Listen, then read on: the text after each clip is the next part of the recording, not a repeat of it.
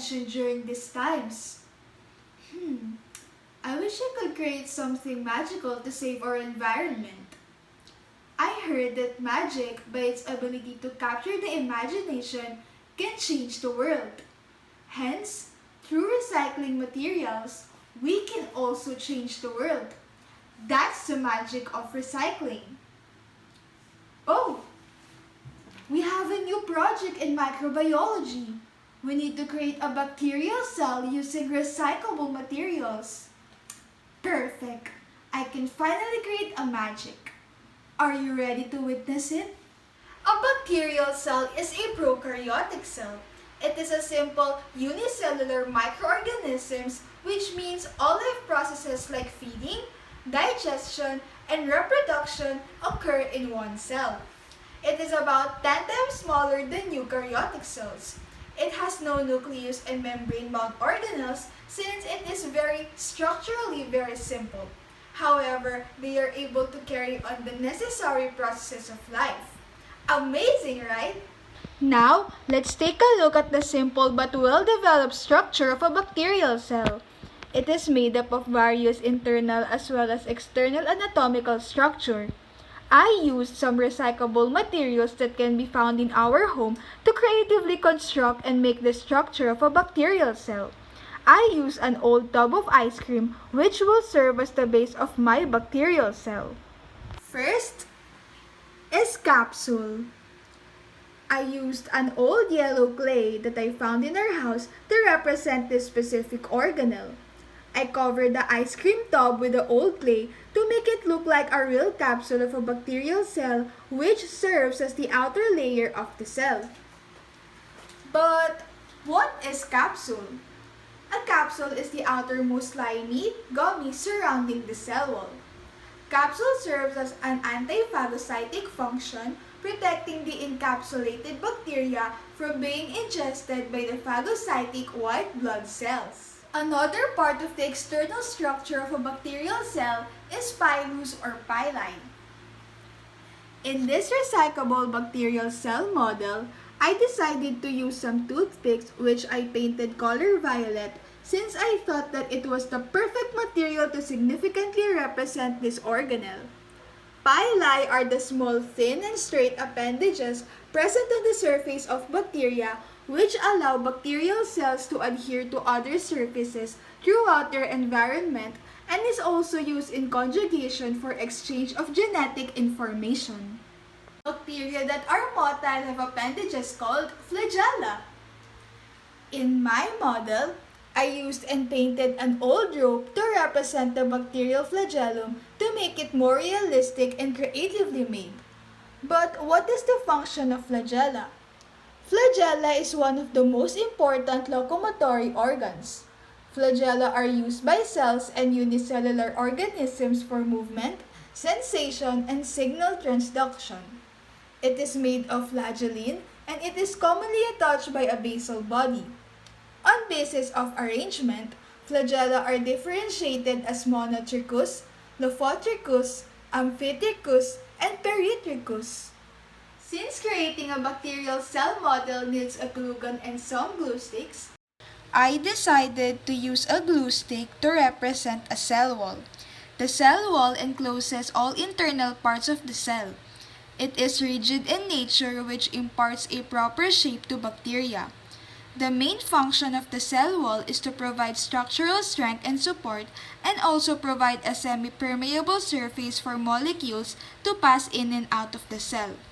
It can either be considered as a gram-positive or a gram-negative bacterial cell. While the plasma membrane is a thin membrane beyond the cell wall and the membrane covering the cytoplasm.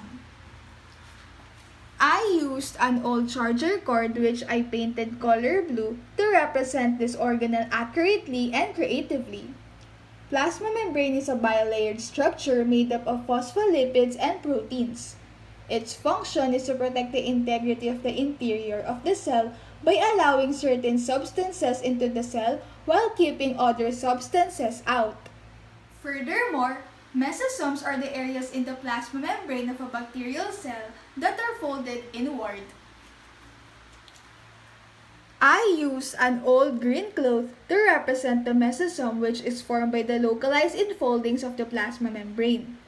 The major function of mesosomes is to increase the surface of the plasma membrane. This drastic increase in the surface area of the membrane mainly helps the cell to carry out cellular respiration more efficiently. Another part of the internal structure of a bacterial cell is the cytoplasm. I use a recyclable styrofoam which I painted color pink that will serve as the representation of the cytoplasm in my recyclable bacterial cell model. A cytoplasm is a semi-liquid that consists of water, enzymes, dissolved oxygen, waste products, essential nutrients, proteins, carbohydrates, and lipids.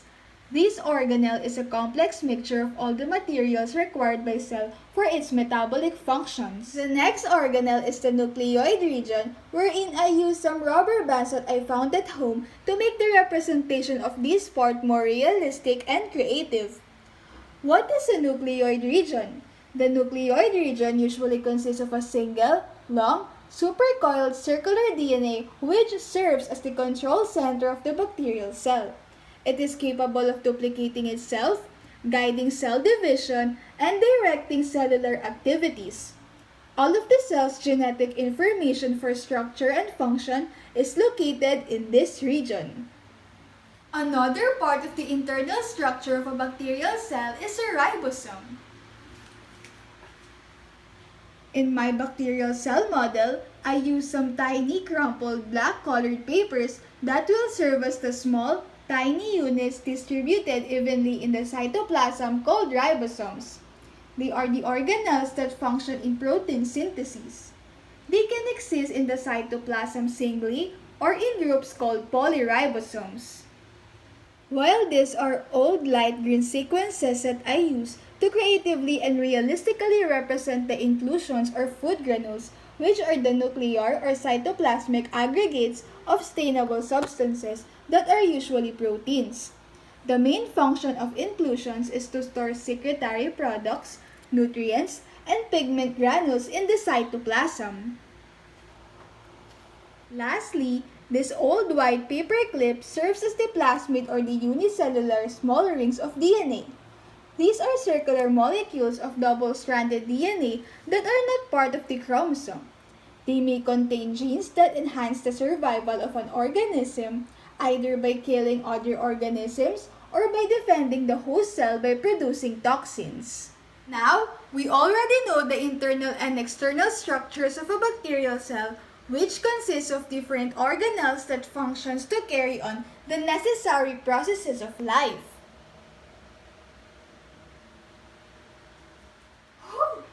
A bacterial cell has indeed several elements that allow it to function as a living organism.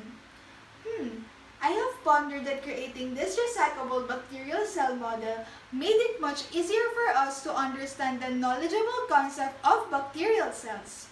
This model enabled us to be familiar with the structure of each organelle and its significant function in the bacterial cell. Wow! This performance task made me realize that creativity is making marvelous out of the discarded. Recycling takes a little effort of your part but makes a big difference to the world. Just like a bacterial cell, which is structurally very tiny and simple, but they are still able to carry on the necessary processes of life. Just like a bacteria which can consume organic matter and other compounds and recycle them into substances that can be used by other organisms, recycling can also amazingly turn things into other things, which is like magic. Thank you for watching and listening.